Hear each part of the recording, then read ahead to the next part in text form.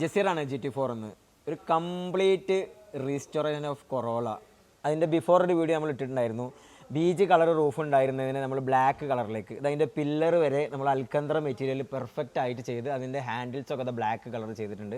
പിന്നെ അതിൻ്റെ seat belt ഇതാ ബീജിന് നമ്മൾ ബ്ലാക്കിലേക്ക് മാറ്റിയിട്ടുണ്ട്. അതിൻ്റെ സീറ്റ് ഉണ്ടായിരുന്നത് ബീജ് ഫാബ്രിക്, നല്ലോണം ഡാമേജ് ഉണ്ടായിരുന്നു. അതിനതായി ഒരു ബ്ലാക്ക് മൈക്രോ ലെതറിൽ നമ്മളതിൽ അൽക്കന്ത്ര മെറ്റീരിയലൊക്കെ കൊടുത്ത് പെർഫെക്റ്റ് ആയിട്ട് കസ്റ്റമർക്ക് എങ്ങനെയാണോ താല്പര്യം അതുപോലെ ചെയ്തിട്ടുണ്ട്. പിന്നെ അതിൻ്റെ ഹാൻഡ് റെസ്റ്റ് നോക്കി, അതുകൂടാതെ സ്പെഷ്യൽ എന്ന് പറയുന്നത് അതിൻ്റെ സ്റ്റിയറിംഗ് ആണെങ്കിലും സ്റ്റിയറിങ്ങിൻ്റെ ഈ പോർഷനിലൊക്കെ നമ്മൾ കൊടുത്തുള്ള കാർബൺ ഫൈബർ, എല്ലാ പോർഷൻസും സിൽവർ വന്നിരുന്ന പോർഷൻസൊക്കെ നമ്മൾ കാർബൺ ഫൈബർ ഡിപ്പ് ചെയ്തിട്ടുണ്ട്. പിന്നെ അതുപോലെ അതിൻ്റെ ഡാഷ്ബോർഡാണ് ഏറ്റവും കൂടുതൽ പ്രശ്നം ഉണ്ടായത്. നല്ല മെൽറ്റായിരുന്ന ഡാഷ്ബോർഡ് നമ്മൾ പെർഫെക്റ്റ് ആയിട്ട് റീസ്റ്റോർ ചെയ്തെടുത്തിട്ടുണ്ട്.